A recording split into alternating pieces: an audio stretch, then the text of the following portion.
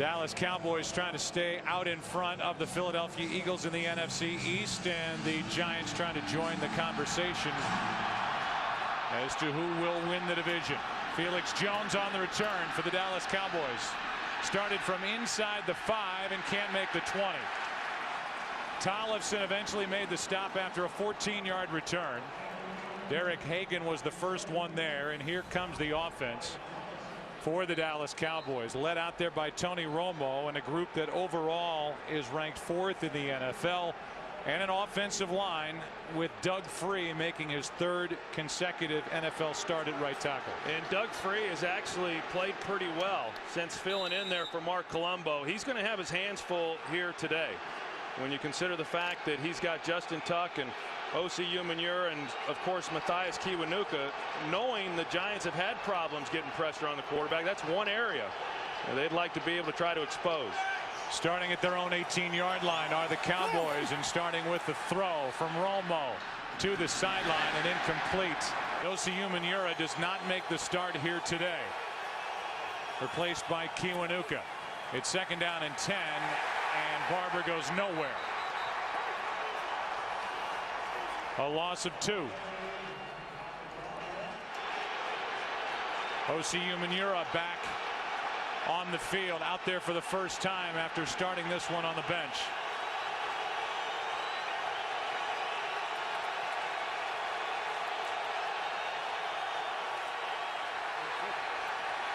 Umenyiora can't get there. Pass complete to Witten, and he is brought down right at the marker. C.C. Brown on the tackle for the Giants, and it depends on the spot, and we could have an early measurement. It's the 8-3 Dallas Cowboys. It's the 6-5 New York Giants. I said 6 of 7 they had lost in our opening on camera. 5 of 6 after that 5-0 start. And right now behind the Philadelphia Eagles, as both teams trail Dallas, and here's the measurement to see if it's a first down on the catch by Witten, and it is. You mentioned Osi Umenyiora did not start the ball game, but he came in here on this 3rd down, and Flozell Adams does a pretty good job against him. Osi trying to come underneath with Tony Romo sliding back to his left, and Jason Witten started in the backfield. They were going to block it up in case the Giants brought pressure, and they did a nice job in the secondary in terms of covering the wide receivers. But Romo able to come underneath on the check down and get just enough for that first down.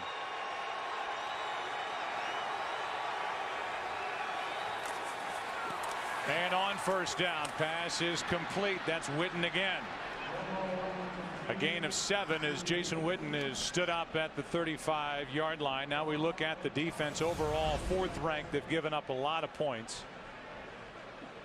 And you look at the group up front, the 2 changes. Kiwanuka made the start at end, and Chris Canty started at defensive tackle in place of Fred Robbins. And I think when you look at this New York team, as inconsistent as the entire team has been, I think it's the defensive play, specifically the front 4, which has been probably the most disturbing, the way that they've played, especially here in recent games. Delayed handoff to Barber. He's got a first down, crosses the 40, and he's knocked down at the 43 by Aaron Rouse, a gain of 8. Well, you go back to the last time these 2 teams met in week 2. And the Dallas Cowboys ran the ball for over 250 yards in that game. And they come into this game today not expecting to run it as well as they did. But as Wade Phillips said, we still believe with our offensive line that we can have success with 3 good running backs against this defense. And that group at running back getting healthy as the season wears on. And that includes Felix Jones, who's in the lineup. Throw to Phillips. Backup tight end from Tony Romo on first down, a gain of 8. This is a Dallas offense that's number 2 coming into the day on first down with over 6.5 yards. And that one was good for 8 yards to John Phillips. Meanwhile, Tom Coughlin is wondering how his team will respond here this afternoon as they are faced with a game they have to win.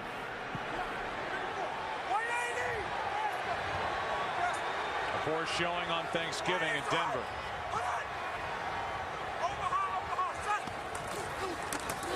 second down. It's Barber. And Barber has enough for a first down as he gained 3. Aaron Rouse on the tackle for the Giants. That's a formation that Dallas just came out with. It's their 22 personnel, which is 2 backs and 2 tight end. And they have run the ball very well all season out of that formation. They're very heavy running the football from that personnel group. And Jason Garrett the other day in talking with him said, we like that. We want to show some tendencies. We want the defense to think every time we get into that set, that's what we're thinking about doing, and then coming with a little change up. So I would expect something at some point in this game out of 2 backs, 2 tight ends with a pass. Here is a screen for Felix Jones. And Jones is inside the 41. Fake the handoff to Barber, and the pass is to Bennett. Bennett lost his helmet, and Martellus picked up 3.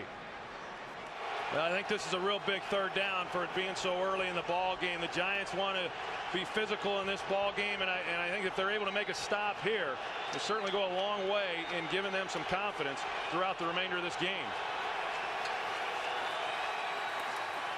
Romo throws, and it's dropped. Martellus Bennett had it, lost it. It's 4th down, and the punt team comes on the field for the Cowboys. And this is what they were unable to do in the Week 2 game. They were unable to get any kind of pressure on Tony Romo, but Tuck takes an inside release. He forces Romo to unload it a little earlier than what he wanted, but Martellus Bennett hits him right in the hands. And you know, he has had a number of drops in this game. He catches that ball, or not in this game, but this season. But if he catches that ball, it's a first down. Instead, it's McBriar to punt, with Hickson waiting for it, and the fair catch outside the 10. Starting at their 12, Manning hands to Jacobs, and Brandon Jacobs picks up 3. This is an offense that, believe it or not, is wondering if they can run the football. This was the top-rated run game last year in 2008. They started out very well, games 1 through 5 this season, averaging 160 rush yards per game, but last 6 games under 100. Second down and 7. Jacobs again, headed north, and he's brought down just short of first down yardage by Alan Ball. And they're already giving a first down. Bill Levy looks short of our line, but no measurement even, and it's a first down carry for Brandon Jacobs. And we look at this defense for Dallas. Well, I like what I just saw there from Brandon Jacobs, but also the fullback Madison Hedgecock. He came through the line, did a good job clearing it out, and we saw some physicalness there from Brandon Jacobs. Of course, he came out this week and said he just flat out doesn't like the Dallas Cowboys. Jacobs again, 3 straight carries, gets to the edge. Not much out there as Jenkins came up and made the stop, a gain of 3. I think when you look at New York's running game and some of the struggles that they've had, first and foremost, it's hard to imagine that this team has been as inconsistent running the football as they have been, considering how good they've been in recent years. And you know, but when they start running laterally like that with Brandon Jacobs, now he has made some plays, he's got speed, he's been able to get on the edge at times, but generally speaking, when he's running with his shoulders parallel to the line of scrimmage, that is not good for this Giants running attack.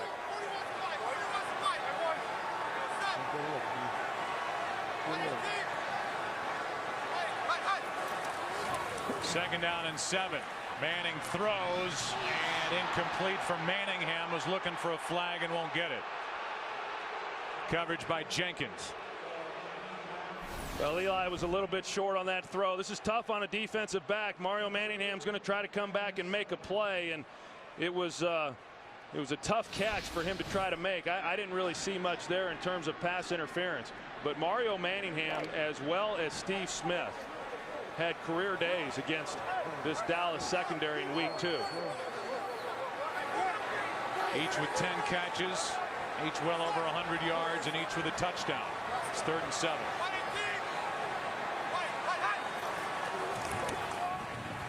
Manning throws, wide open is Steve Smith.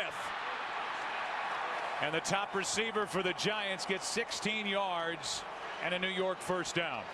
Well, good design there by New York. They got Steve Smith, who comes up, and the way that they do the switch release there, it confuses Dallas in coverage, and it leaves Steve Smith wide open over the middle of the field. You know, he has been, since he came in as a rookie, so good in the slot position, but I think he's exceptional. I mean, he has far surpassed the year that I thought he would be able to have as basically the featured guy. And he's the top third down receiver in the NFL. Manning throws on the run and throws short for Steve Smith. Yeah, that's a ball that Eli Manning knows that he's just got to be able to complete. He's out there with a clean look at it with no pressure and just one hopped it. And I think there's a tendency right now, because of what he's dealing with his foot, to maybe say, well, that's affecting him. But you know, in talking with him, he says that once he gets out onto the field on game day, he feels fine. He's not missed any practice with it. I know it's uncomfortable during the week, but I don't know that it's really impacting his play.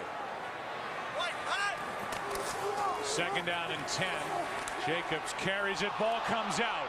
Manning is there to cover up at the 40. Spencer knocked it out, as Jacobs, who has not fumbled or hadn't up until that moment, put it on the ground, and Eli Manning by himself was there to fall on top of it. That was a good job by Eli Manning falling on it. You see in the middle how it was pulled out right there with Spencer, but a ball bouncing like that, I know as a quarterback and trying to recover that, I mean, it could bounce anywhere at that moment, but Eli Manning does a good job falling on it and not giving Dallas a short field. Talked about the foot for Eli Manning. It was treated for a stress reaction in that right foot, which was a result of dealing with plantar fasciitis at right heel, an injury that he suffered October 4th in Kansas City. You compensate for the pain in the heel, and you end up affecting other parts of the foot as Snee has to check out. And it's third down and 12.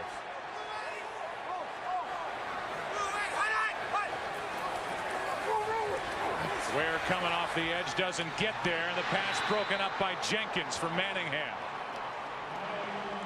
Well, they were man across the board, safety high, but everywhere else just locked up man to man. Mike Jenkins has been playing exceptionally well. You're going to see him undercut this one, and he's playing the comeback the entire way. If Eli Manning had made a good throw on that where you'd want it, it would have been intercepted and returned for a touchdown. Fortunately, the ball was high. Eli probably anticipated that Jenkins was sitting on the route. Looks like you're going to have to come back and run some type of double move on him, because Manningham should not be allowed to have a defender sit on him with his speed. Fiegels punts it. Creighton stays away, and Fiegels will see it down at the 12. Second possession for Dallas. Delayed handoff to Barber. Nowhere to go. Forced out by Thomas. First guy there was Cofield, a gain of just 2.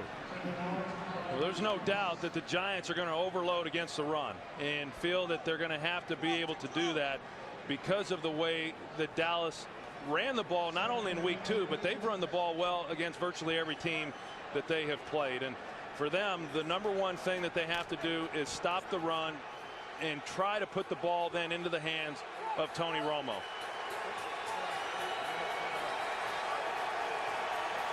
That hasn't been a bad thing for Dallas, as Romo 13 touchdowns, just 4 interceptions his last 9 games as he completes to Roy Williams. Gain of 5. Third and relatively short coming up as Boley made the play for the Giants. Well, already we're seeing New York trying to bring a little more pressure. Neither one of these quarterbacks were sacked the last time they played, which is kind of surprising considering both teams pride themselves on getting after the quarterback. But Tony Romo was rarely even hit. At least in this game, in this first quarter, we're seeing him under a little bit of pressure. Umanura basically a third down pass rush specialist here in the first quarter. 3rd and 3. Pass is complete, and that's a first down to Witten. Second third down catch for a first down for Jason Witten as he got 5. Well, in this situation, you cannot just let Jason Witten come off the ball without anybody getting a hand on him. And all he does is come off the line of scrimmage, turn around. Tony Romo puts it right on him like he does 1,000 times each week in practice. And everyone knows that in those situations on third down, Witten is the guy that he's looking for. And the teams that have had success against him are the teams that will bang him off the line of scrimmage. You give him a free release, you're going to be in trouble. Here is Barber. Barber over the right side gets 3. You saw the stat. Jason Witten is now second on the all-time Cowboy franchise list for receptions. Michael Irvin, your teammate, with 750. Witten now with 491.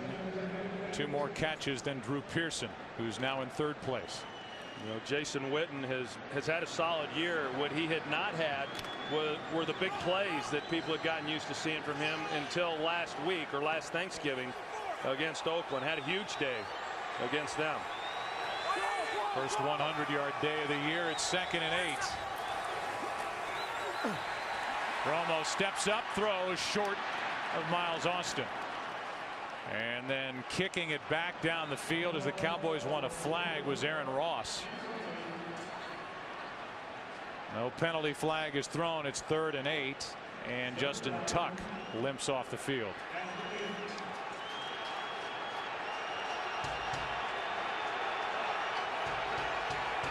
Not only is Umanura back on the field, but Clint Sintum, a 2nd-round pick and a rookie, number 97, is on the field for the Giants. Will play more today than he has in the first 11 games. On 3rd down, Romo lays down Aaron Rouse in there to tap him. A loss of 6. It's 4th down. Well, Bill Sheridan want to give a little different look. He's got Matthias Kiwanuka off the ball in a linebacker type position. You see him right here, 94, and then he's going to hit it on the run. And then off of that, you've got Aaron Rouse, who's going to come right up the middle. Initially, he tried to show that he was going to be in coverage. They tried to get him late with Andre Girard, the center. Well-designed defensive scheme and well executed there by the Giants. So McBriar with another punt. He's had a very good year.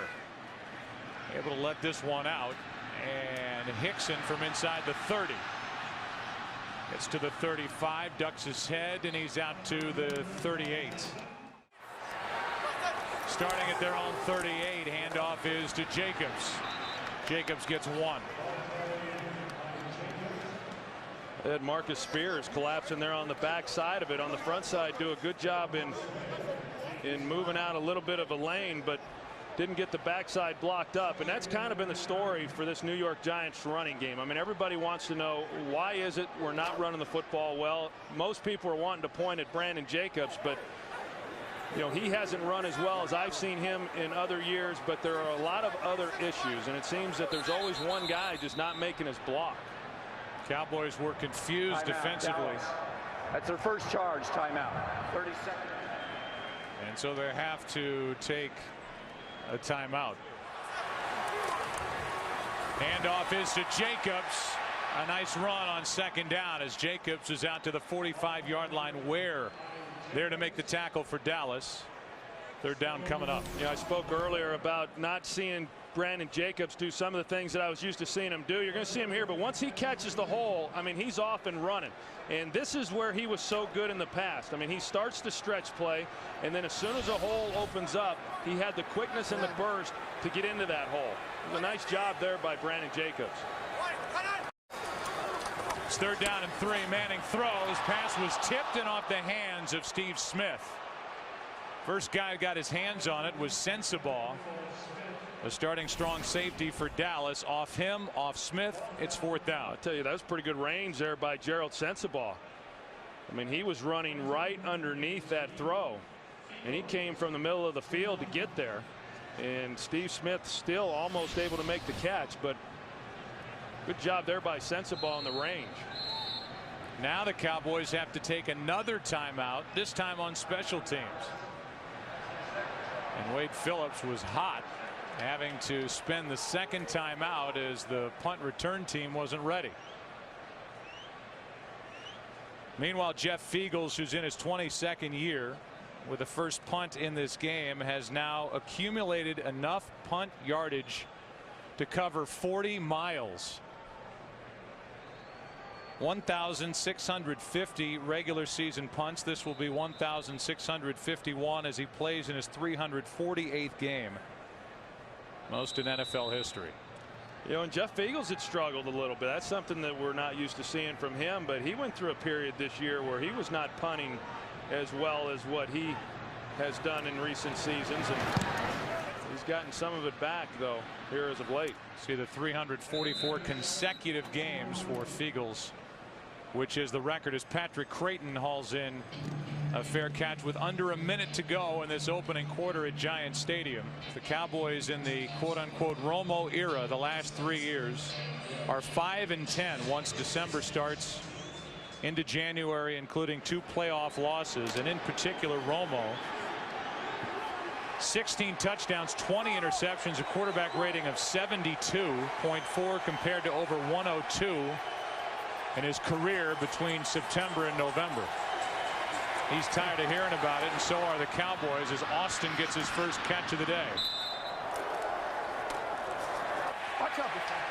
Here's a handoff to Felix Jones. The gain of 1. Aaron Rouse has been busy here in this first quarter. Sticks his nose in there and makes the play. And as we wind down this first quarter, it looks like the Saints are marching their way to a 12-0 start to match what the Colts have done in the AFC. That's it for the first quarter here at Giant Stadium. We begin the second quarter here at Giant Stadium, and it's 3rd down and short, 3rd down and a yard for Dallas. Not only are there changes up front, we talked about Clint Sintum, a rookie, getting more action at strong side linebacker, and Jonathan Goff getting his first NFL start at middle linebacker for New York. Here's Barber, and Barber has a first down out to the 35. A gain of 6 on 3rd and 1, and it's Sintum making the stop for the Giants. This is really Dallas's bread and butter play. They call it the power play, power left this time, and you've got Leonard Davis there, the right guard, who's going to pull, and you've got Deion Anderson at fullback, and they have a chance at the backfield on Marion Barber, but that's a tough play right there for most defenses to be able to defend when you've got a big pulling guard clearing the way, and then in behind that a lead fullback. That was Goff, the middle linebacker, getting his first start that missed the initial tackle. Romo throws into the air and into the hands of Witten. Great coverage, and somehow Witten comes down with the deflection off the hands of Bruce Johnson, a gain of 32. And the Giants are in a perfect position here to make the interception. I mean, he throws into coverage. You've got an underneath defender there in Johnson, and if he goes up and is able to make the interception, he does not. Instead, it's deflected, and Jason Witten sticks with it. But as soon as the ball was coming out of Romo's hands, I thought that was going to be going the other way, as did the Giants. Witten now 4 catches, 55 yards, a toss to Felix Jones running right, and Jones can't get back to the line of scrimmage. Let's go back to the end of that play. I mean, you talk about perfect and blanket coverage on Jason Witten, and yet he comes down with the football. Well, and I think that's been what's frustrating for this New York team, because they had called the perfect coverage. It was a cover 2, so Johnson had safety help over the top, and he played it perfectly. And you know, you can get in the position to make a play, but you got to make the play once you're there.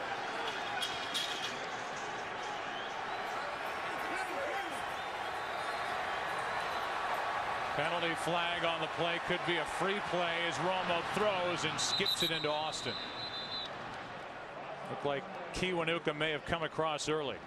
You know, Andre Gerard, Tony kept playing, and Andre Gerard's the center who snapped it. He just started walking towards the official trying to point it out, but I think this may be called against Dallas. There were fouls against both teams. Illegal formation. Offense. Right tackle was not on the line of scrimmage. Offside. Number 94 defense. Penalties offset. Replay. First down. That's Bill Levy. That's the first flag of the afternoon, evening, and it's 2nd and 10.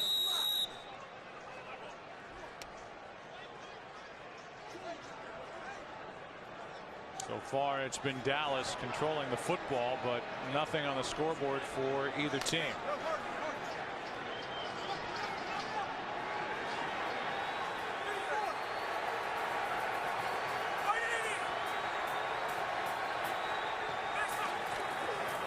On 2nd down and 10, Romo with protection throws for Witten. He's been busy.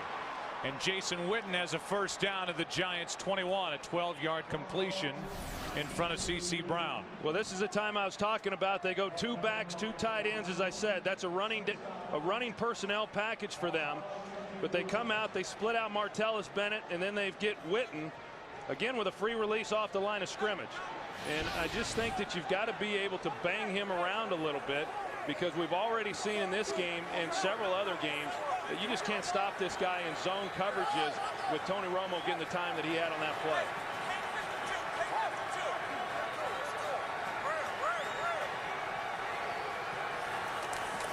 On first down, quick throw, Austin. Ross on the stop. Austin got 6. Miles Austin, who burst onto the NFL landscape with that first start at Kansas City. Happened in October, had a tremendous 3-game stretch. His first 3 starts, 21 catches, 382 yards, 5 touchdowns. Has 2 catches in this game after a big effort against Oakland on Thanksgiving.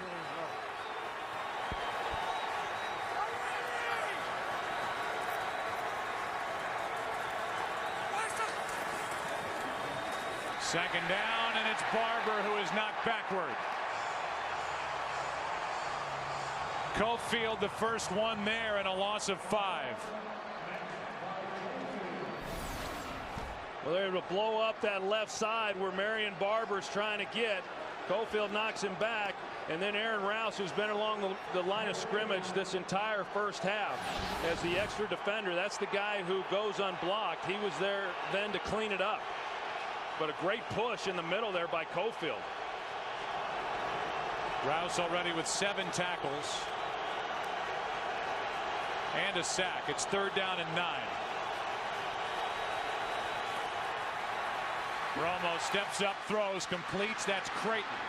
And Creighton is wrestled down with a first down at the Giants 9. Johnson on the stop, as the Cowboys have been playing inside the red zone where this Giants defense has really struggled. They're in man coverage, and good execution there by Dallas. Patrick Creighton, once he started out to the outside and then came underneath, he creates space simply because of the route on Bruce Johnson. But you know, the theme here right now is when they haven't gotten to Tony Romo, he's found open receivers with ease. 10th play of the drive. Cowboys 4 of 6 on 3rd down. And it's 1st and goal. Romo throws. Roy Williams in the end zone, incomplete. Batted away by Webster. An odd start to that play. Yeah, I was going to say, it looked like there was some confusion there in the backfield. It was a pass all the way based on how the offensive lineman came up in pass protection, but they didn't get the play action look that they were hoping for. And then Romo throws it up, trying to give Roy Williams an opportunity to make a play. And he's trying to catch that one behind his head. This Giants defense is 31st in the NFL in red zone defense. Here's the Razorback formation, they call it, their version of the Wildcat, and Choice gets 1. It'll be 3rd and goal. Yeah, their version there, at least, they've got about 4 different plays off of this Razorback. That one was the Razorback with that power play that I showed a little bit earlier with Leonard Davis, the right guard, leading the way, and then Tashard Choice getting in behind that. A lot of big plays last week against Oakland off of that same look. It's 3rd down and goal.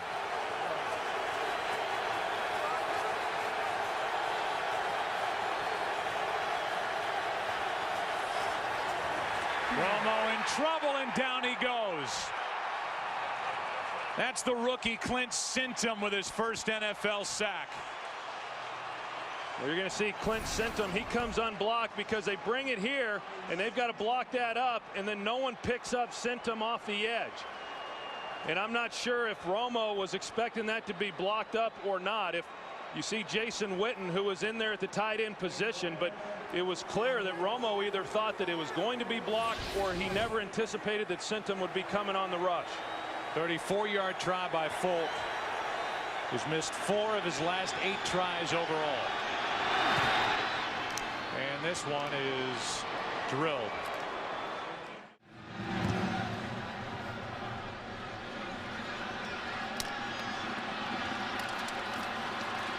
for the Giants. Hickson carries it back 14 yards.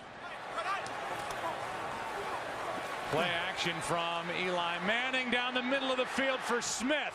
Newman broke it up. Well, Steve Smith was locked up one-on-one on Terrence Newman. They had a shot at this one too. They had the perfect coverage. They get over the top then of Allen Ball because of the outside route, and they just were unable to get the ball out far enough. If Eli Manning is able to get this throw out in front and a lot further, you know, they had a chance for a real big play. That play started with play action, something Tom Coughlin wants to see more of from this offense. Plays called by Kevin Gilbride. 2nd and 10. The setup and throw, and the pass is complete to Manningham, who makes a couple of moves. By the time he stopped very close to first down yardage. It looked initially like he had it, and then he gave it up a little bit, the first down that is. Well, they're going ahead and giving it to him, but he lost a little yardage when he tried to make a little bit more out of it, getting back outside to the sideline. With Bill Levy, the referee's got a quick trigger on the first down calls. He's giving it to Manningham. I like that. It's good to have a quick trigger every now and then. If you're just joining us, the Dallas Cowboys just watched their place kicker, Nick Folk, hit from 34 yards. It's the first place Dallas Cowboys against the Giants. 6 and 5, and movement up front. A false start. False start. Number 66 offense. 5-yard penalty. First down. That's David Deal. It's been the Dallas Cowboys who have controlled the clock and the football. 16 minutes compared to 5.5 for the Giants. Well, and that's why that stop there for the New York Giants was pretty good. I mean, this is one of the worst defenses in the league in red zone defense. So to be able to hold Dallas to 3 points, a Dallas offense that does a good job putting points on the board, that was a little bit of a victory there for Giants defensively. On 1st and 15, that's off the hands of Smith.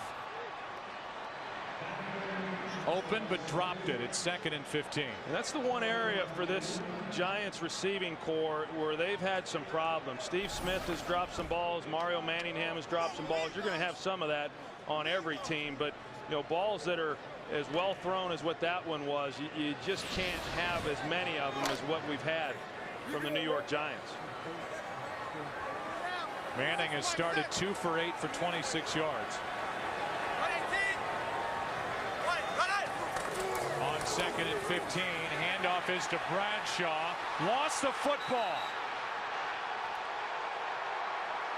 Ratliff is there, and he ends up with it, although Bradshaw is trying to fight for it. It's Ratliff's football, and it belongs to Dallas. Ratliff is such a force in the middle. He's right over the nose, and he gets into the backfield, and it was just a poor job there by Ahmad Bradshaw holding the football because he was pretty loose with it. There wasn't really all that much contact by Jay Ratliff when he got his hand on it. Drive starting at the 26, and it's Marion Barber who picks up 3. Danny Clark in on the stop for the Giants. This was a Dallas offense that came rolling into a game at Green Bay a couple of weeks ago, 3 games ago, averaging over 27 points per game. Then at Green Bay, at home against Washington, scored 14 total points. Better against Oakland on Thanksgiving, 24 points, 494 yards. Trying to build on that, leading by 3. 2nd and 7. Romo to Barber. Barber trying to make a move, can't get around Thomas. Webster there to clean up, a gain of 2. That's a heck of a job there by Terrell Thomas. That is hard duty right there when you've got Marion Barber in the open field with a 2-way go, and you know he's able to at least get a leg and then wait for some help by Corey Webster, but not an easy tackle to make.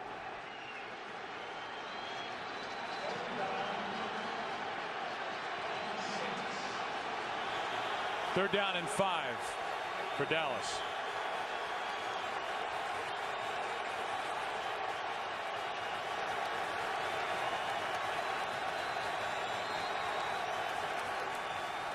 Romo Romo looking left all the way, hits Miles Austin, and Austin has a Dallas first down.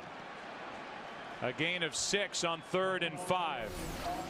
Well, we've seen the Giants now. They get into man coverage because they come off the edge, and actually it was zone coverage. It was a zone dog, but they give a free release then to Miles Austin underneath, and you know, it's pretty simple once he's able to then make the catch when you're talking about short distances that are required to pick up the first down.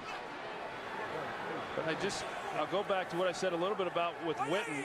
You really have to redirect Miles Austin and Jason Witten coming off the line. Here's Roy Williams to the 10. Corey Webster to make the stop, a gain of 5.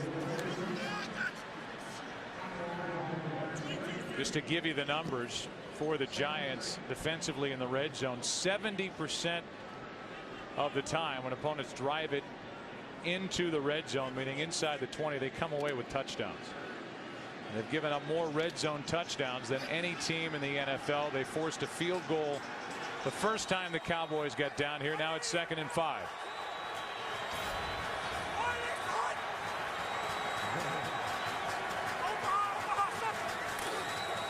Barber gets around Canty. Broke a C.C. Brown tackle and picks up 3. Thomas eventually on the stop, and it's 3rd and short. What we've seen a lot of already in this game from Dallas is that they're believing that their best personnel package, at least early, is 2 tight ends and 2 backs. And that's what they went to there with the power play, and they had an opportunity, the Giants that is, to make a couple plays on Marion Barber, but he showed you why it is that he's so difficult to get to the ground. Just not a lot of things to grab when he's picking up extra yards. Except hair. Yeah. At Razorback formation. On 3rd down and 2, a direct snap to Choice, and he's got a first down. Ball comes out. They're saying the play is alive, and it belongs to the Giants. Terrell Thomas comes away with a football, and it will be interesting to get another look. Jonathan Goff was in there on the stop. And the Giants for now have a takeaway as Choice put it on the ground. It was right at the end of this play as Choice is going to the ground. I mean, they're able to strip it from him right there. When we went to commercial break, Wade Phillips threw the red challenge flag out. Now you can take another look as Jonathan Goff starts to rip it out. You can make the case that Choice still has control of the football, and after he's down, it comes out. I wouldn't be surprised. In fact, I expect a reversal on this call, which at the moment is Giants ball at their own 1 and charging Tashard Choice with a fumble. So Dallas is challenging. Meanwhile, on the other side, if they say Choice held on to the football when he was down, it's enough for a first down. So a lot riding on what Bill Levy sees.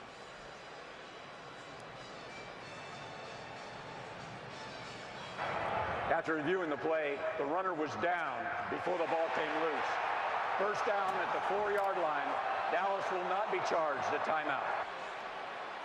So Wade Phillips is now 14 of 22 in his career with the Cowboys in challenges. 1 for 1 today, and it's 1st and goal for Dallas instead of 1st and 10 for the Giants with the ball at their own 1. And no one was happier than Tashard Choice. I think he was thinking that his playing time may have been over if that had not gone in his favor. Guy who stepped in with the injuries to Marion Barber and then Felix Jones and played very, very well. And now that those 2 guys are healthy, he's not getting near as many snaps as he was. And most of the work that he is getting is out of that Razorback set. So 1st and goal from the 4. With the Cowboys already leading 3-0, trying to turn that fumble by Ahmad Bradshaw into 7 points.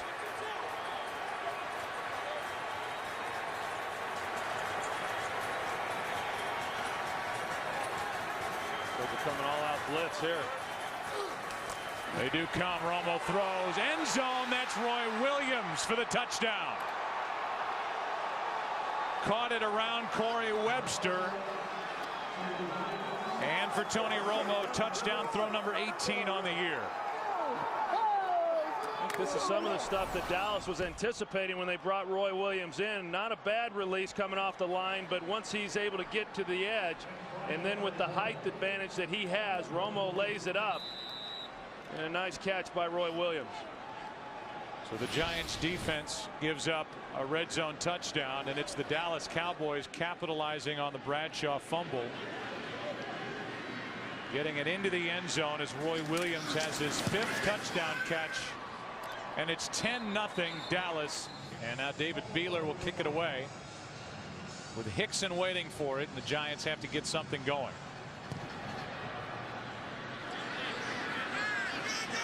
Hickson from about the 5.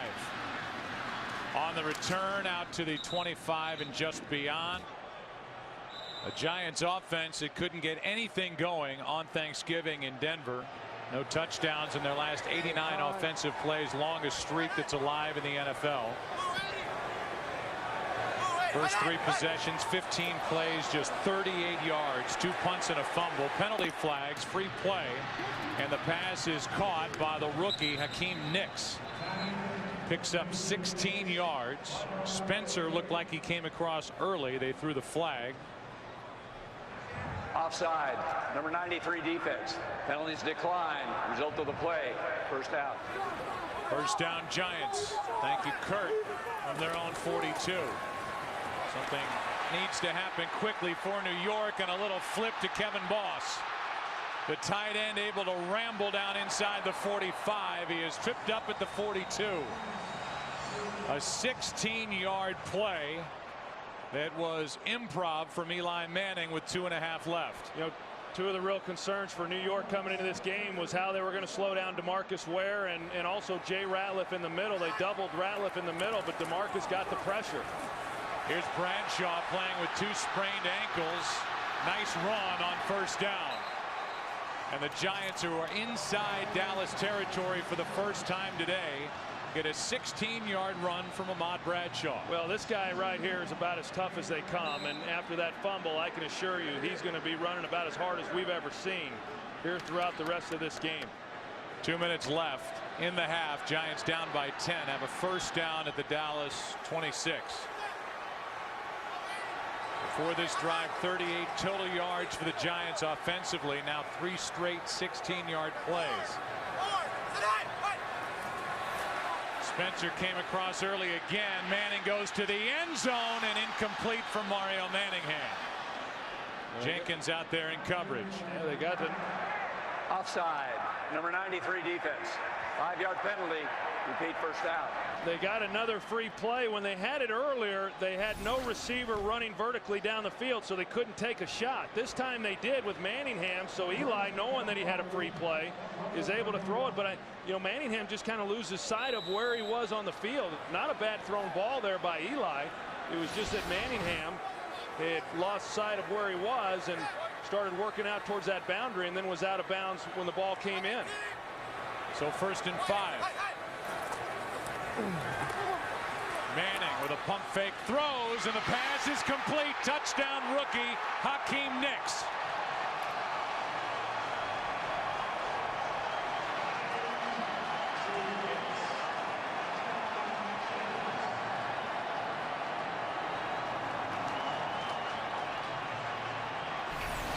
Hakeem Nicks, good concentration on his part to be able to make this play. You see the cushion that Terrence Newman's given him. Eli was just a tad bit late on that throw, but once Newman then tried to come and make a play on it rather than make a tackle, and then he gets up there and makes the touchdown. But sometimes that's a difficult catch for a receiver when you've got an arm coming out in front of you, but good concentration there by Nicks. And it's a 3-point game. It's a 3-point game, 1:46 left in the half. Dallas about to get it back. They have only 1 timeout remaining, and just a 4-play drive to cover 74 yards. 3 straight 16-yard plays got him in position, and then Nicks on the touchdown catch from Eli Manning. Felix Jones on the return. And now Romo from the 35. Umanura came across. offside. Number 72 defense. Unabated to the quarterback. 5-yard penalty. First down. Osi Umenyiora had started every game that he had played in coming into today. Started this game on the bench. Teams have been running at Osi Umenyiora. And we talked about what the Dallas Cowboys did with 251 rushing yards against the Giants in week 2. So Tom Coughlin made the change at the end position. On 1st and 5, handoff is to Barber. Got past Kiwanuka and is brought down just short of a first down as he picked up 4.5 by Justin Tuck. Well, Tony Romo on that last play, recognizing initially the Giants showed that they were going to be putting an extra defender in there to stop maybe the run, and then they went to a cover 2, and Tony checked out to the running play. Here is a screen for Barber, and Barber lost the football. There's Umenyiora on the return. Umenyiora tripped up near the 30, and it was Kiwanuka who knocked it out. Well, the Dallas Cowboys turned an Ahmad Bradshaw fumble into 7 points. What will the Marion Barber fumble turn into for the Giants? 3 timeouts remaining for the Giants. This one is Smith, wide open. Inside the 15 to the 13-yard line, first down. Good protection for Eli Manning, and he's able to step up into the pocket. And we've seen it. This is a challenge for this secondary of Dallas if given time to match up man-to-man against the speed of these wide receivers. Manning underneath. Smith again breaks a tackle, got around Skandrick, and he sets up 1st and goal. An 11-yard catch, and then Smith wouldn't go down easily. Timeout Giants with 29 seconds left in the half. We'll go back and take a look at the fumble which set this up. Initially Marion Barber was pretty loose with the football, but Kiwanuka comes in and he's just trying to make the tackle. Did not go for the football, but Umenyiora, that's a hustle play on his part. You know, he's running down the ball, hustling, and he's there to make the play when the ball was on the ground. And I talk about the speed, as much the quickness as anything else of Steve Smith, and then of course the speed of Mario Manningham. That's just a good play there by Steve Smith, getting as much out of that as he could. For Umenyiora, that is his 4th opponent's fumble recovery, most in the NFL. And his fumble recovery set it up. Will Beatty checks in as an eligible receiver, 1st and goal from the 2.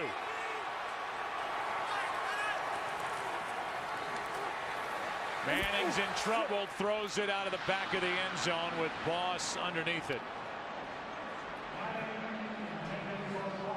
23 seconds remaining, 2 timeouts, 2nd and goal.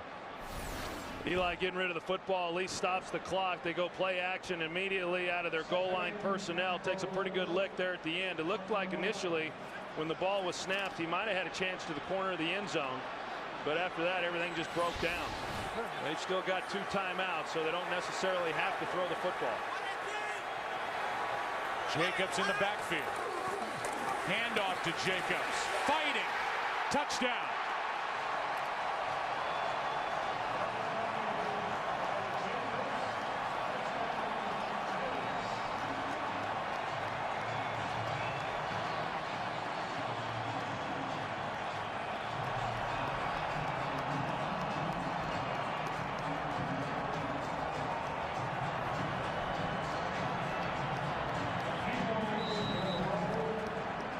Fumble by Marion Barber did what the Cowboys did not want to see happen, and that is give this Giants team some life. They were up 10-0, and now the Giants right back in the middle of this one.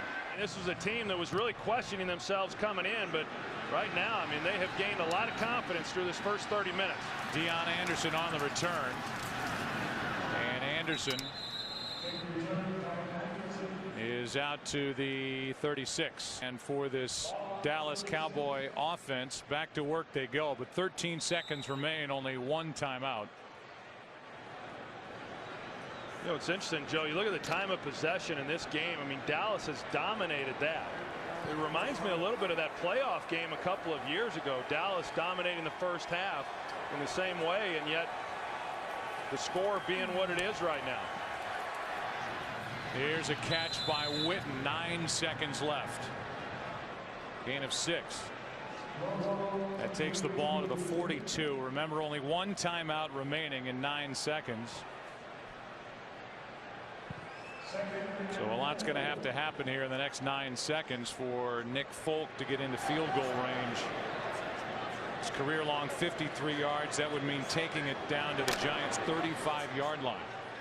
2nd and 4. I was actually a little surprised that they just didn't come out and run the ball and go in at half, but they're going to see if maybe they can get in position.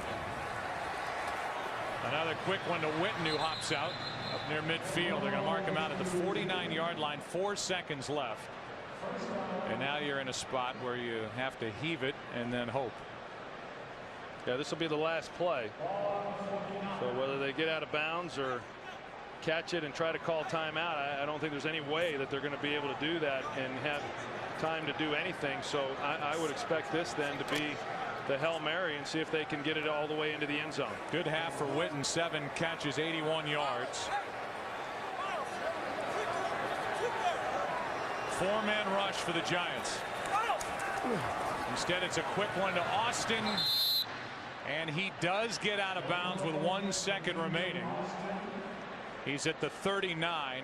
This would set a new career long for Folk if he can hit it. A 57-yard try.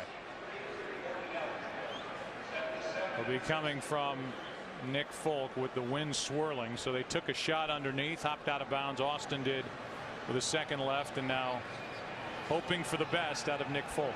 You know, you usually don't get that clock stopped that quickly when you're the visiting team, but they usually tend to let it run down. Across the NFL this season, longest field goal that's been hit, 56 yards. Hickson is waiting for it in the end zone. 57-yard try.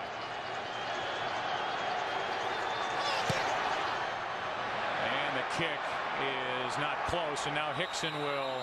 They're saying Hickson stepped out, and that's the end of the half.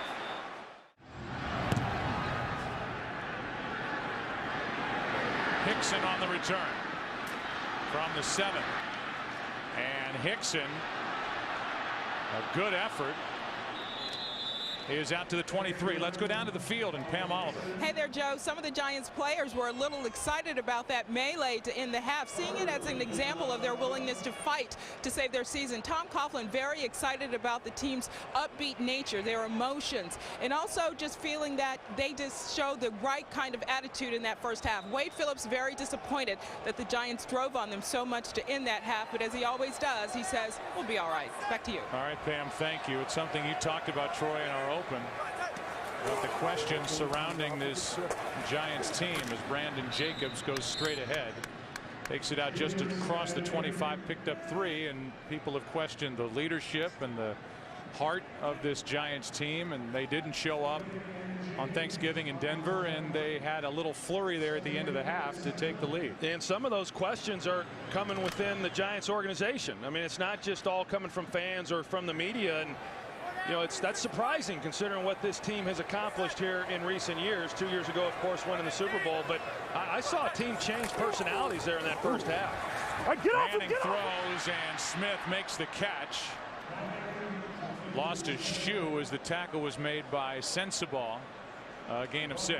You know, I talked earlier about the problems that Steve Smith can create there in the middle of the field, and if Eli Manning has time to throw the football, you can't cover him. And you talked about it a little bit earlier as far as Wade Phillips saying going into week 2. I mean, we really did not give Steve Smith the credit that he deserved, and he's proven that he's a heck of a player in this league. And so coming into this game, they knew we've got to somehow slow him down, and they really have not been able to do it when Eli Manning has had time. It's 3rd down and 1. Jacobs over the right side, 1st down New York. A gain of 3 on 3rd and 1. Ware on the tackle. We're used to seeing a Steve Smith represent the NFC in the Pro Bowl, but it's not this Steve Smith. It's usually the guy down in Carolina who at the start of the day, 46 catches, 604 yards, 4 touchdowns, and this Steve Smith is 5th in the NFL at the start of the day with 72 receptions and 6th with 869 yards. Top 3rd down receiver in the NFL as well, and a toss to Jacobs. He didn't take it outside. He took it straight up the field and picked up 4. Well, I think Tom Coughlin and more importantly Kevin Gilbride have got to be pretty excited, even though that doesn't look like much. They're in a 2-back offense, and they go with the running play right at the teeth of this defense, and they're able to get positive yardage out of this play, and that's something that they've really struggled with. The 4-yard gain there on 1st down. But because they're able to run the ball out of their 2-back sets, it then sets up the play action, which is something that has been missing a lot here out of this offense this year, and that's why Tom Coughlin wants to get back to it. A blitz from Brooking. Manning gets rid of it and skips it into Steve Smith. Brooking came in like a flash. Brandon Jacobs got enough of him to pick up number 51 for Dallas, to give Manning a chance to avoid the sack and get rid of the football.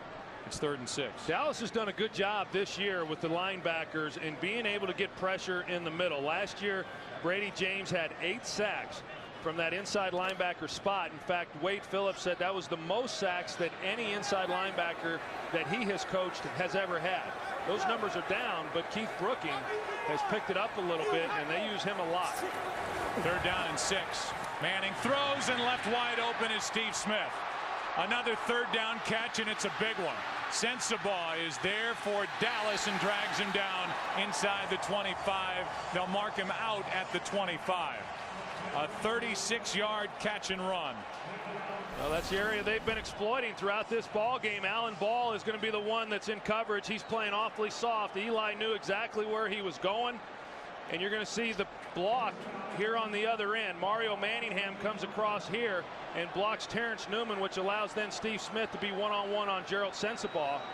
But Cowboys have just not found an answer yet for covering Steve Smith. 36-yard gain. That's the longest play by either team today. It's 1st down at the 25. There's play action. Spencer coming, and to the end zone. It's Jenkins with the interception for Dallas. In front of Manningham, and a turnover. Well, Mike Jenkins has emerged as the top cornerback for the Dallas Cowboys. Just had his 4th interception of the season. The rest of the team has a total of 4. Cowboys take over at their own 20. 2 Giants turnovers now. Romo throws and hits Miles Austin over the middle. Able somehow to hang on to the football. Was awful loose with it. The tackle by Thomas, a gain of 17. We'll go back and take a look at the interception, and Mike Jenkins is in a good position, plays it very well. Mario Manningham should have tried to do more to keep that from being intercepted. At that point, he's got to be a defensive back and just try to knock it down. That's the end of the play. You know, the hit that Eli Manning took, and he knows that's one that probably should have just tried throwing that one away. You know, Mike Jenkins has really turned into Dallas's best corner. A lot of acclaim to Terrence Newman, but Mike Jenkins has been playing exceptional. Whoa! Here is a toss to Felix Jones over the right side. Romo with time, and that ball is batted down. Like Cofield got his hand on it. And it'll be 3rd and 8. Romo throws, and the pass incomplete. Roy Williams looking for a flag, won't get it. Corey Webster on the coverage. Well, the Giants, they brought pressure. They brought Aaron Ross off the edge, so they were locked up man-to-man in the secondary. And I got to tell you, I think I'd agree with Roy Williams on this one. It looked from here like it was pass interference. Corey Webster got his right arm around the waist there and turned Roy Williams as the ball was arriving. Happened right in front of the Cowboy bench. They complained, no penalty flag, but Pryor hits it. And Hickson from inside the 10. Cannot get to the 15-yard line. Carpenter on the tackle. 14-10 Giants in a game that they need, taking on the first place Dallas Cowboys. Giants 6-5, Dallas 8-3. Giants start at their 13-yard line. Bradshaw, who's fumbled in this game, and a play made by Spencer. Anthony Spencer, he was off the ball this time, and he just hit it perfectly at the snap. You can see him right there, and he just comes right underneath. Boss is the one who is supposed to be blocking him, and initially I think Boss thought that he might be in coverage and would be able to come off the ball straight ahead and block, but Anthony Spencer just shot underneath him and made a heck of a play. So 2nd and 10.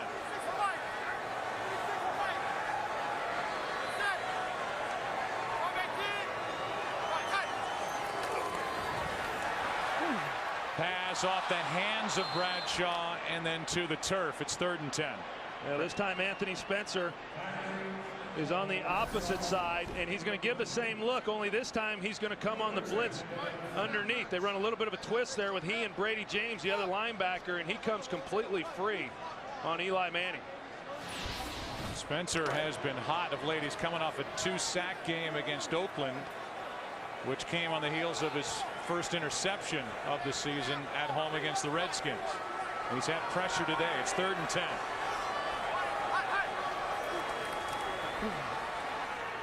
Underneath this is Boss on a tight end screen, and Kevin Boss is short of a first down by less than a yard. Brooking on the tackle.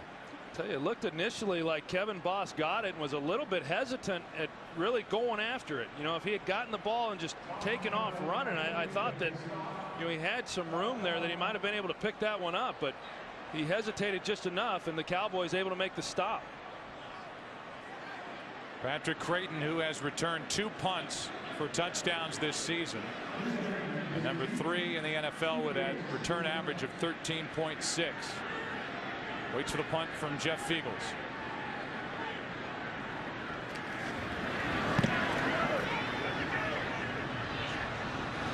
And Creighton makes the catch, a fair catch. 4-man rush as Romo steps up and hits Witten over the middle. And Witten slides down inside the 40, a gain of 17. Tony at the end of this play takes a little bit of a hit. They are able to get some pressure on him in this game. They've already sacked him twice. Jason Witten, you know, he's been a little bit to the Giants what Steve Smith has been to the Cowboys. He's been working the middle of the field there and having some success with it. And Justin Tuck and others getting a little pressure on Romo. 8 catches for Witten, 98 yards, working on his 2nd straight 100-yard game as Barber, who has fumbled in this game, picks up 1.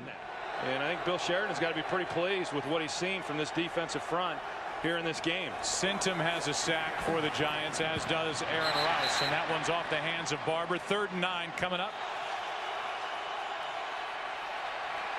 Pass is caught by Austin. Now 7 of 11 on 3rd down of the Dallas Cowboys. An 11-yard completion to Miles Austin. And that's an area where the Giants have been pretty good on defense all year long on 3rd down. There's, you know, pressure again, this time from Matthias Kiwanuka, and Romo throws it and bails out, but they just have not been able to lock up with these receivers, and they run a lot of different combinations. They get into the bunch sets, and it makes it very, very difficult putting the pressure, as offensive coordinator Jason Garrett so much likes to do. A first down carry by Marion Barber. Play made by Rouse. It's 2nd down and 7 for Dallas. Blitz coming. Romo throws, and the pass is caught by Witten.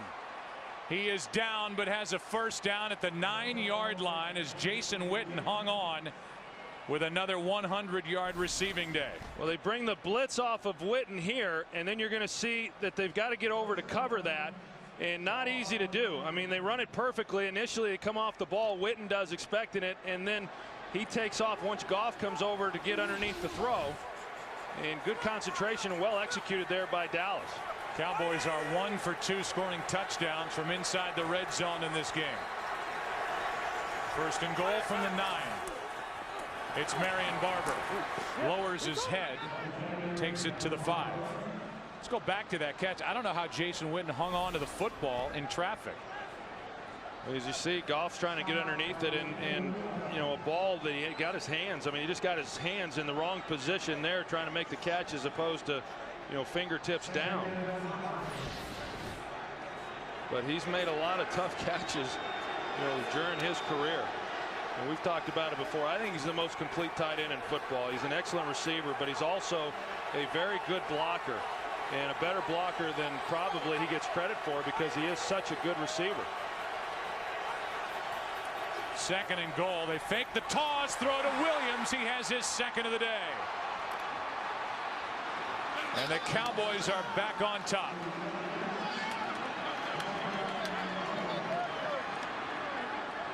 They faked the toss to Miles Austin. Romo stood up and found a wide open Roy Williams. We're going to see what the play action does then to the linebackers, because once they hit it, it opens everything up right in behind them.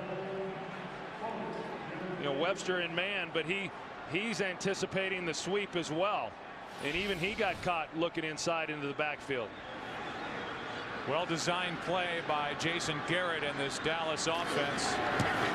And now it's the Cowboys up by 3.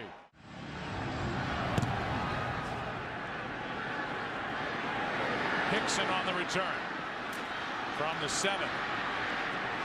Upended.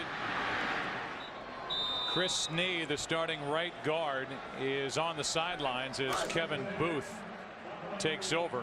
This is a Giants offensive line that needs the presence of Snee against Jay Ratliff. A terrific nose tackle of the Dallas Cowboys. Will try and get word as to what's wrong with Snee.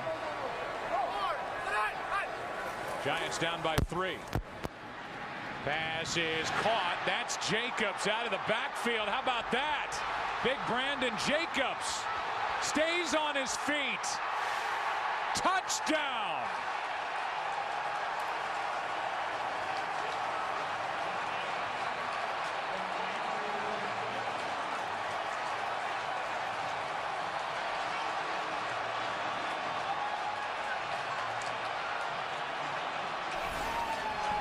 Well, you mentioned Jay Ratliff. Here he is. They double up inside, so he gets good protection in the middle, but he comes out. You're not expecting a big gain like this, but they catch Anthony Spencer in coverage. And at that time, it was just a foot race, and you'd think that somebody from Dallas would have been able to get over there and knock him out of bounds. But Brandon Jacobs, he was just determined to get all the way down here into the end zone. Good blocking down the field there by Darcy Johnson, the tight end. Now the challenge flag has been thrown by Wade Phillips.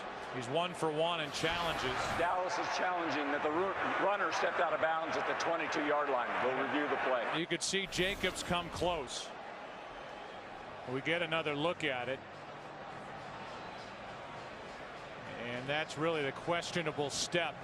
The call on the field touchdown, we believe, will stand, as Jacobs was able to stay in bounds. Meanwhile, it's a 74-yard touchdown reception, and it's the longest pass play this season for the Giants. The runner never did step out of bounds. It is a touchdown. Dallas will be charged their first time out. So it's 20-17 with the extra point to come. It's also the longest pass play allowed by the Cowboys this season, and a career-long play for Brandon Jacobs, either rushing or receiving. 74 yards on the first play, Troy, after the Cowboys had jumped back on top. Yeah, and Brandon Jacobs, who came into this game with only 15 receptions, not a guy who gets a lot of balls thrown in his direction. And like I said, not a route to where you would really expect to have the outcome that they just had. Well, you knew the New York Giants were going to try and reestablish Brandon Jacobs, but the goal was to get the ground game going for the Giants. Instead, it's through the air. A 74-yard touchdown reception for Brandon Jacobs, his longest play, his NFL career, and it's 21-17 Giants with 3.5 left in the third quarter. This is Ogletree on the return. Short kickoff, and Ogletree is brought down after an 18-yard return back to the touchdown. Yeah, you mentioned Jay Ratliff. He gets double teamed, and they told us coming in that they were going to have to put 2 guys on Jay Ratliff to control him. Now here's what happened. You got Anthony Spencer, outside linebacker. He drops. He's in coverage. He has to pick up Brandon Jacobs once he comes out of the backfield, and he just gets outflanked. And the only guy who had a chance to make a play was Gerald Sensabaugh, and Darcy Johnson, the tight end, does a good job on him. Maybe got away with a hold right there, but nonetheless did a good job in blocking downfield to spring Jacobs for the touchdown. The word, by the way, on Chris' knee is an injured knee. His return is doubtful. Kevin Booth was in on that touchdown. Now Romo throws high, but it's caught. Felix Jones fights his way for a Dallas first down. Bruce Johnson could not bring down Felix Jones before Felix, second-year pro out of Arkansas, had 11 yards. You know, we've seen Dallas a lot here in this game now. They've gone from a two-back set. Now they're going to two tight ends with Martellus Bennett and Jason Witten. And sometimes they'll put them each on the line as they are here. Sometimes they'll split them out and use Witten as a wide receiver. They've created some matchup problems for this Giants defense as to how to play Witten and what exactly they're going to do. Now this set here with two backs and two tight ends, heavy run formation for Dallas. Toss to Felix Jones. He can run. He is their home run hitter, has great speed, gets 7. Kiwanuka on the stop. Handoff to Barber. C.C. Brown makes the play. And a loss of 1. Yeah, C.C. Brown, he's, you know, that's really what he does best. I mean, he was brought in here to be an in-box safety. And when Kenny Phillips went down with the injury, he found himself oftentimes then in coverage, which is not one of his strengths. Ended up losing his job, but he's playing now because of the injury to Michael Johnson. A big play there and a big third down here. It's 3rd and 4.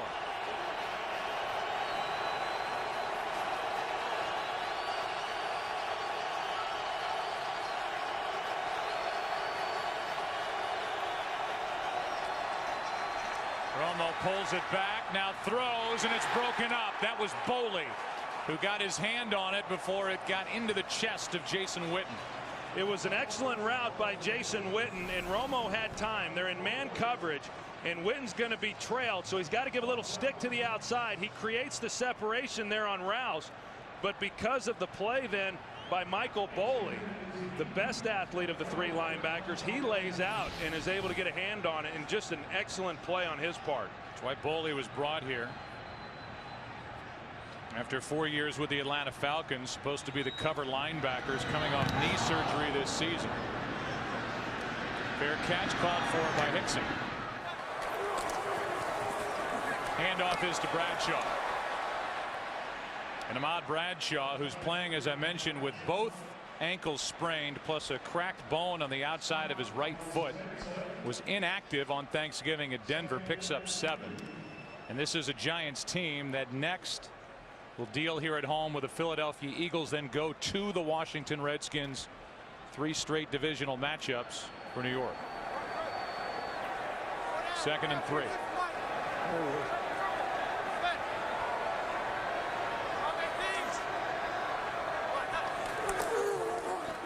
Toss to Bradshaw, and the play is made by Spencer, who's getting better as the weeks go by. A loss of 2. Half a minute left in this 3rd quarter, and for the Giants, their touchdowns today been pretty quick. 4-play drive, 4-play drive, and then 1 play, a 74-yard touchdown catch and run by Brandon Jacobs. And the touchdown catch by Jacobs, and you know, prior to that, they really, the Giants had not done much with their passing game.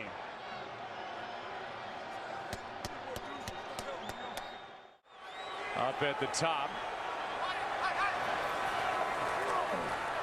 That's Manningham, and underneath it's Kevin Boss. Pass is incomplete. Bobby Carpenter in coverage. And so it's 4th down.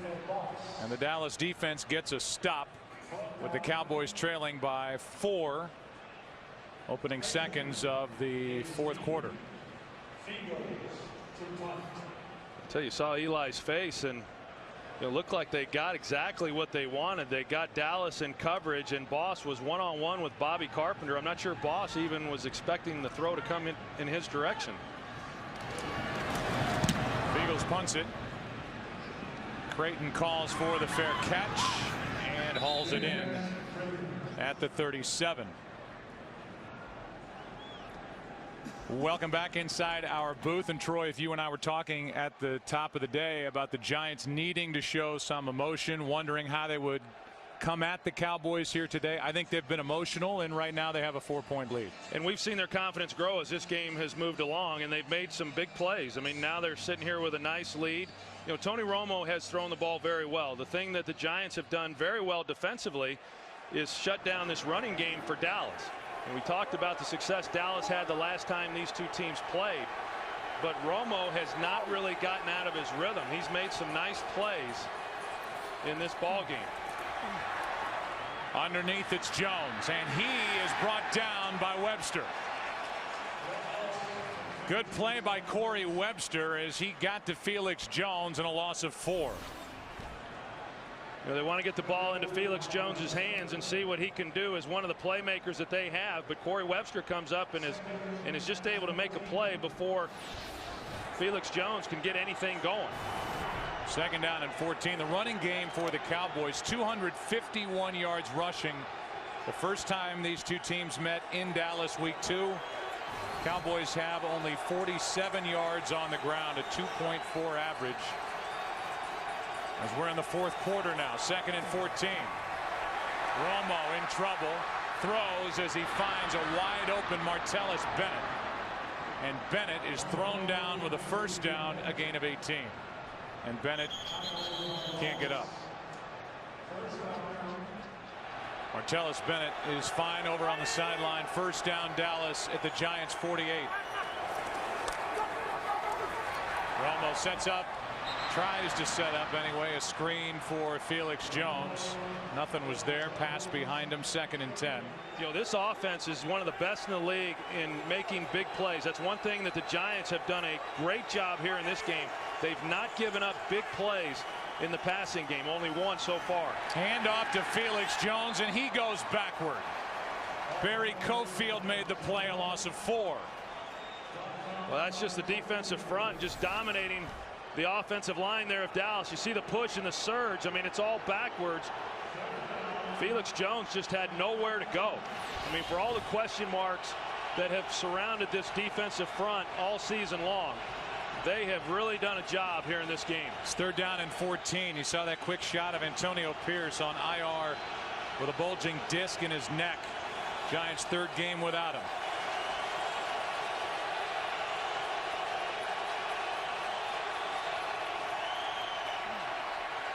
Romo pumps, throws, and completes to Roy Williams. What a day. 2 touchdowns and now a completion to Williams on 3rd and 14 of 25 yards. And O.C. Umenyiora, he's going to take an inside pass rush, which allows Romo then to get flushed outside to his left and buy himself some time. Right there you can see then the lane that is created for Tony Romo, and not bad coverage by Bruce Johnson. I mean, this is just a perfectly thrown pass right there, right on the left shoulder by Tony Romo. That is for the Cowboys their 2nd play today of 20 or more yards. They had 10 in that category on Thanksgiving against the Raiders. Little misdirection, handoff to Felix Jones, and he just has had nowhere to run. First guy there was Terrell Thomas. Cowboys are averaging under 2 yards per carry running the ball in this game, 2nd and 11.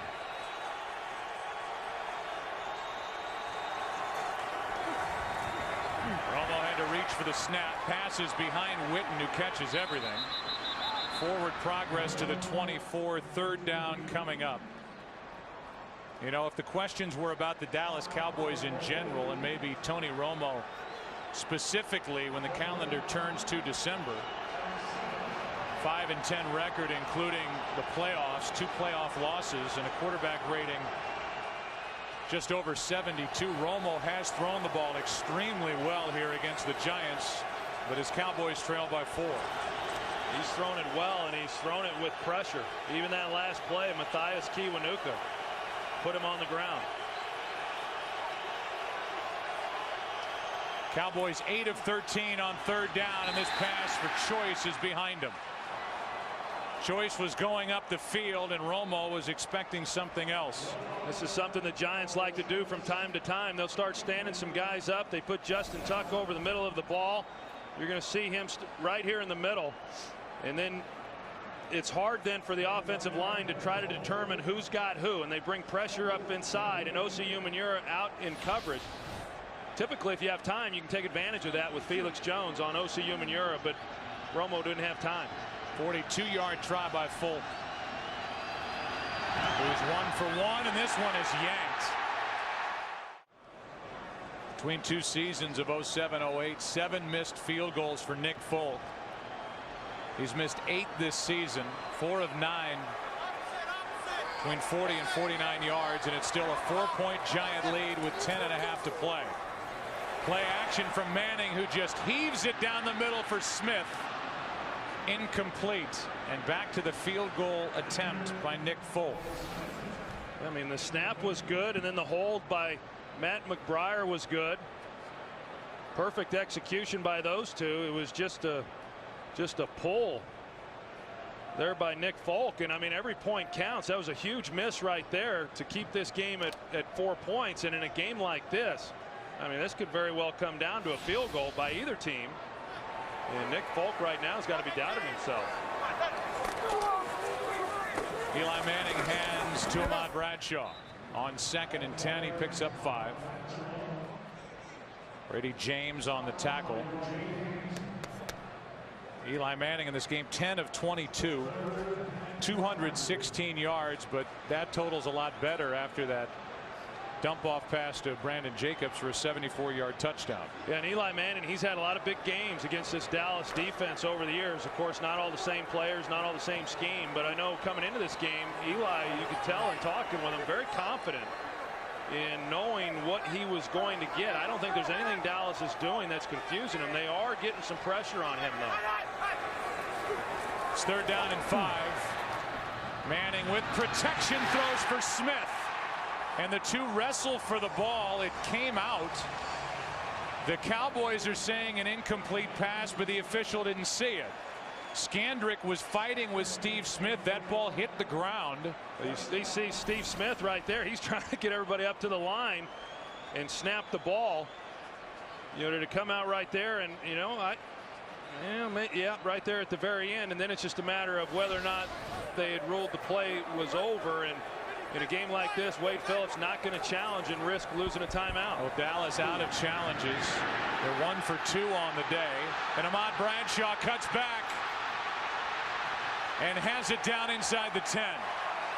Allen Ball on the tackle on a play that happened immediately on the heels of that completion to Steve Smith. Well, that's a good point, Joe. They had already burned all their challenges, so Wade Phillips could not challenge it. And then the Giants get up and they're able to corral a Bradshaw at first, but then he cuts back and shows some of the speed that he has. We talked about him not playing last week and the loss at Denver, and you know, this guy is a real changeup for them and great speed and toughness, and he gives them an element that they don't get from Brandon Jacobs.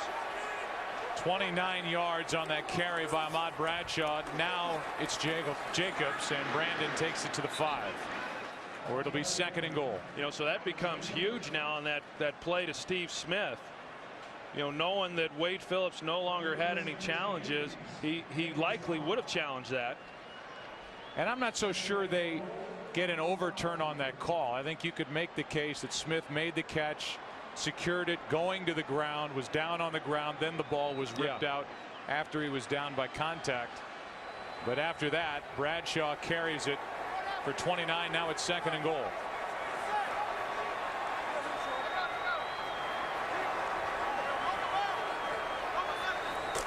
Blitz coming from Dallas, and the pass is low for Nix. Now it's 3rd and goal, and we go back to that completion to Steve Smith. Yeah, he's just got to maintain possession through the catch, and then as he's going to the ground, which he's down there. And I agree. I think that even if they had challenged it, had been able to challenge it, that it's probably still ruled a completion. However, having said that, it would have been worth a challenge, and I'm pretty confident that if Wade Phillips had had a challenge, he would have used it. It was a 25-yard completion on 3rd and 5. Then the Bradshaw run. Now it's 3rd and goal from the 5.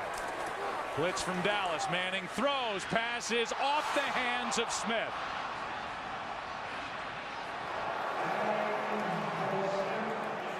He was open.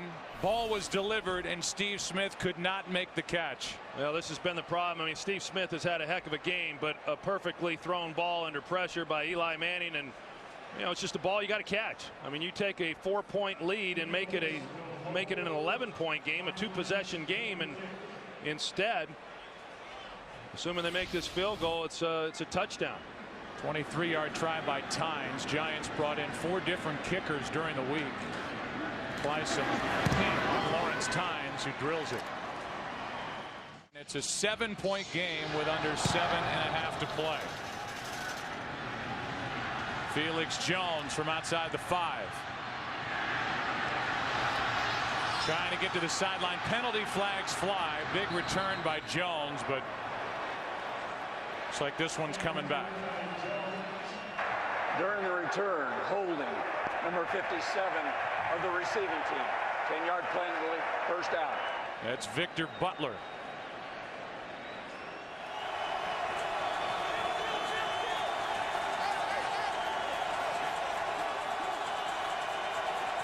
Starting at the 18-yard line, delayed handoff to Marion Barber. Ground game, which was so good in the first meeting, has not been a factor at all. The Giants have done a terrific job slowing down the Dallas ground game. Romo's in trouble, just throws it away. Giants want a flag, and so far there isn't one thrown. Pressure by Tuck. Yeah, that was close because he was trying to get it out into the vicinity of tight end Jason Witten, but I think what they're trying to argue is whether the ball even got to the line of scrimmage. You know, Tuck is the one who's able to get the pressure on him there, but I'm not sure. You know, they're somewhat loose on that rule as to where the ball has to be. Now they just threw the flag. Yeah, that was a good 3-4 yards short of the line of scrimmage. He got outside of the pocket. However, the ball did not get back to the line of scrimmage. 10-yard penalty, loss of down, 3rd down. And I think that was a good call. I mean, as Bill Levy said, he clearly was outside the pocket, but you've got to get the ball. At one time you had to get the ball to the line of scrimmage. Now it's in the vicinity of the line of scrimmage, which is defined within a yard. But that was clearly short of that. A good 3 to 4 yards short of the line of scrimmage. 2 costly penalties for the Cowboys. The one on the kick return by Victor Butler. And now this intentional grounding. It's 3rd and 17. And we've talked about it. It's a big 3rd down. Dallas has been good on 3rd downs, and they've converted some of these longer down and distances already today.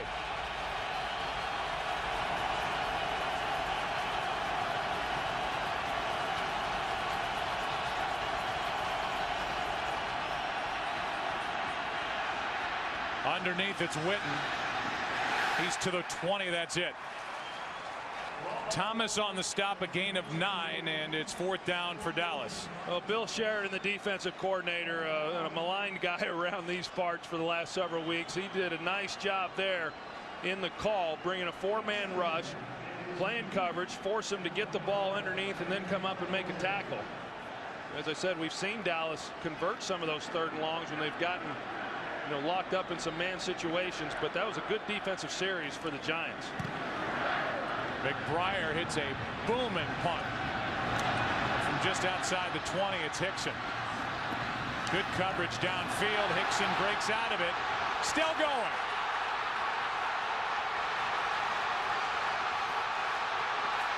Still going for the touchdown. There are no flags.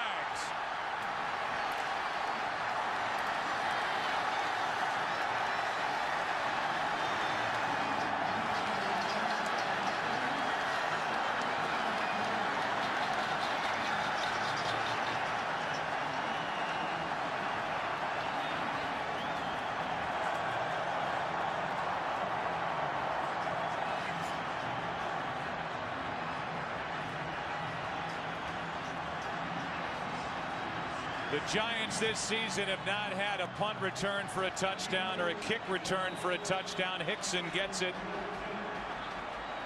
A 79-yard return after a 59-yard punt.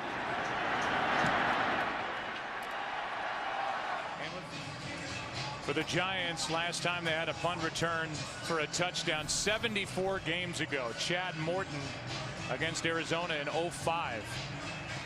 Well, Dominic Hickson does a great job initially of breaking the tackles, and you're going to see here Terrell Thomas does a good job there getting downfield, and then Derek Hagan, number 80, right there on Sam Hurd, which frees Hickson down that right sideline for the touchdown. And Tom Coughlin lost his gum. So pumped up. He's always talking and preaching about special teams play, and his group finally got one on a punt return for a big score. Yeah, Tom Quinn, the special teams coach, he'll be smiling about that one. You know, well executed. Of course, when you're going to return a kick like that and a punt for a touchdown, it takes a lot of individual effort as well, and they got it from Hickson that initiated the run. Here is Ogletree, little pop-up kickoff, and Ogletree gives the Cowboys decent starting field position at their own 38. Bear Pasco, who was just added to the active roster for the Giants, made the stop. It is getting awfully interesting now in the NFC East. Unless the Cowboys come back. There are the Eagles and the Cowboys, each at 8-4. The Cowboys won at Philadelphia earlier this season, and the two teams end the regular season at Dallas. Well, you can bet that Miles Austin's going to be attracting a lot of attention, knowing that the Cowboys are now in a passing mode. And Witten stepped out of bounds prior to the catch. Boy, you don't see that very often from Jason Witten. He got over to the sidelines and just lost sight of where he was. He just kept running, and then when he makes the catch, he's out of bounds.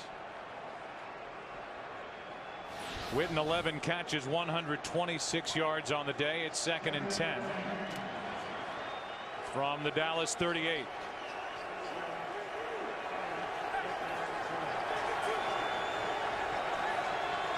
There's Miles Austin with Webster across from him. I got you. Webster backs off. Pass to Austin. Gain of 9.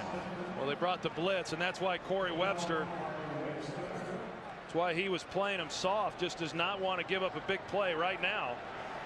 The Giants, they'll give up some underneath throws. They just don't want to see Dallas go down the field with a lot of time left on the clock and score a touchdown.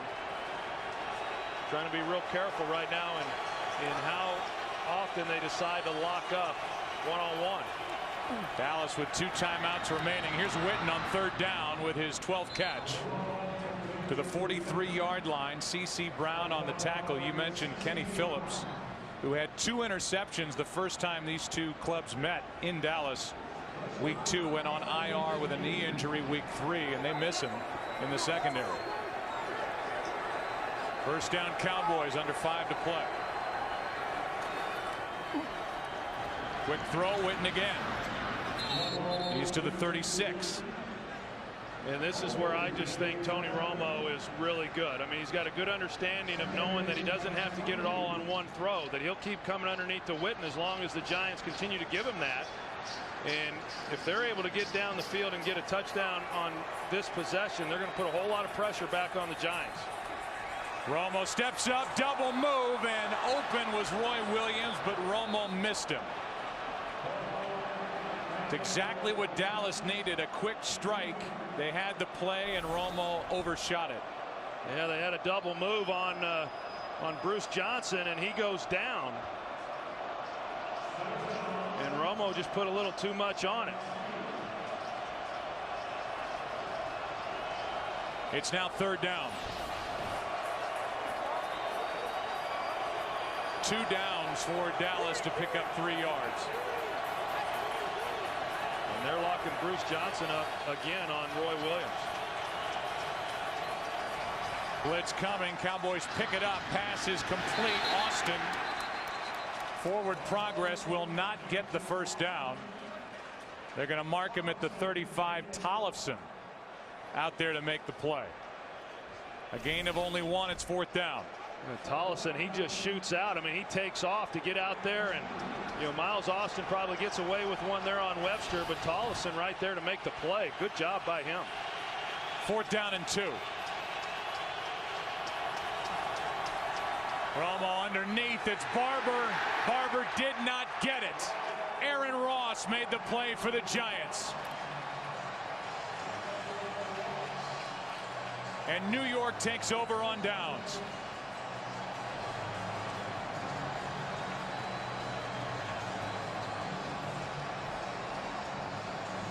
Romo knew he only needed a couple of yards to pick up the 1st down, thought that he could come underneath to his check down to Marion Barber and get it with ease, but Barber had not gotten down the field far enough, and Ross comes up and just makes a good tackle on Marion Barber.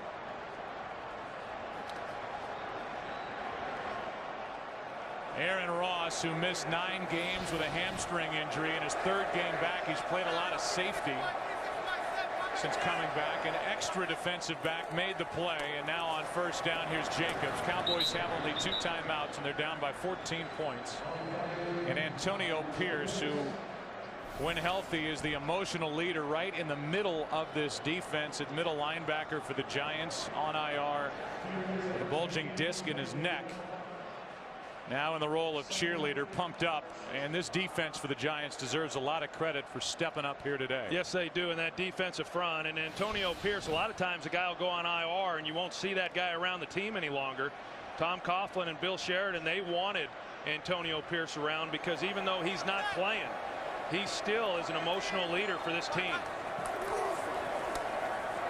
Hand off to Jacobs on 2nd and 8.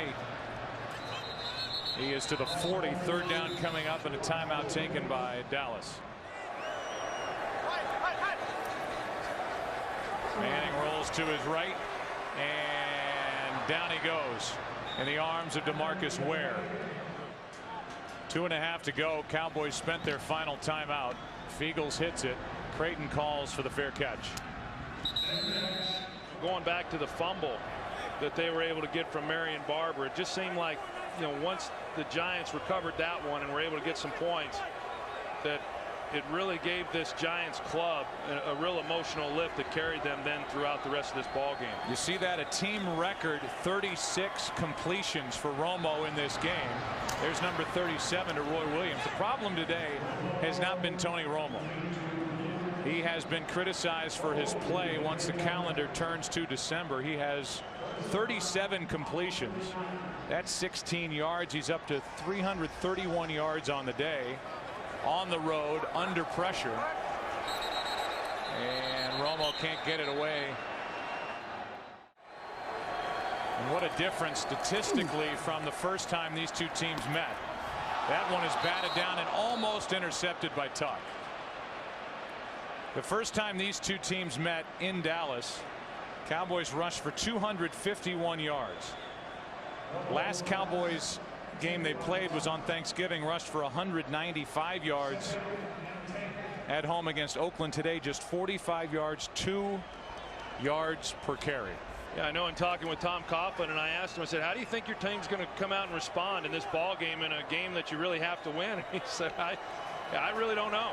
I mean, I thought we were going to play great against Denver, and we didn't. I don't know. Well, they played awfully well.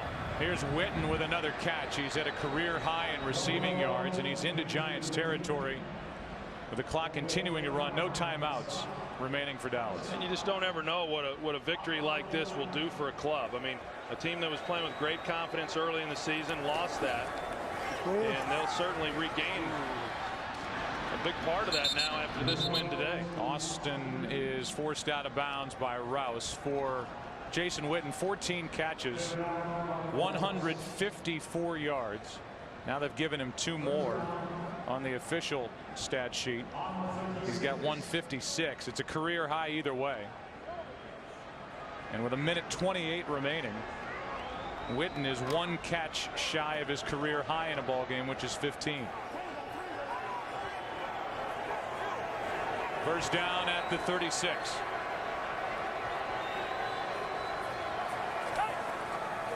Quick throw to Creighton. And Creighton won't go down until he gets to the 22.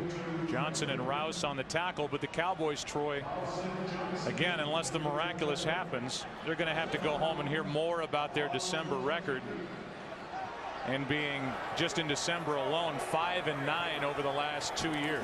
Make it 3 years with 2 playoff losses. Here's a completion for a touchdown to Miles Austin.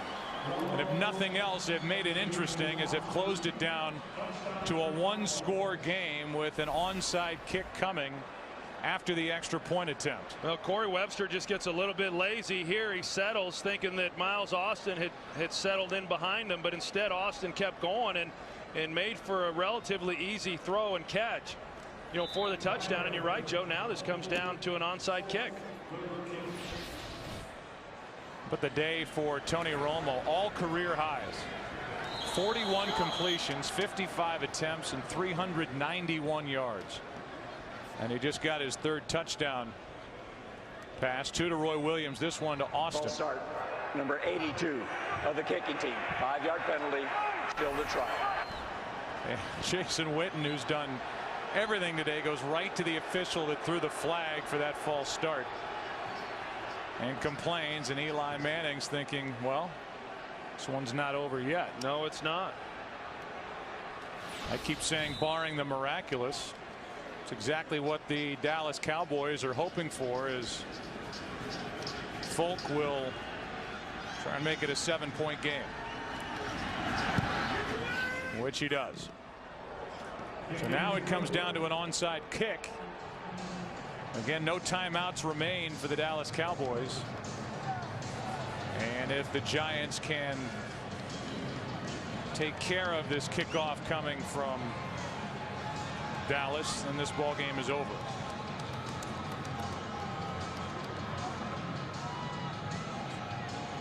.58 seconds remain. And it's time for Joe DeCamillis, the special teams coordinator for the Dallas Cowboys, to show what his group can do on an onside kick try. Well, you'll see the Giants come out with their hands team. They'll put together, their best group that they feel can recover the onside kick. And this gets pretty ugly. I mean, there's a lot of bodies flying around in these situations. Remember, the rules change. Magic Johnson, who's at the stadium today, Giants Stadium, at least 4 players have to be on either side of the kicker, and at least 1 player on each side outside the numbers. And here comes the onside kick try for the Cowboys to have a chance. 2 kickers are out on the field for Dallas. Folk doesn't kick it. Beeler does. Pops it into the air. And the ball is recovered by who? Penalty flag. I don't know that the ball traveled 10 yards. Octavian comes out of the pile with a football. First guy to touch it was Sam Hurd. But that ball did not travel 10 yards. So they'll sort it out. Flag on the play.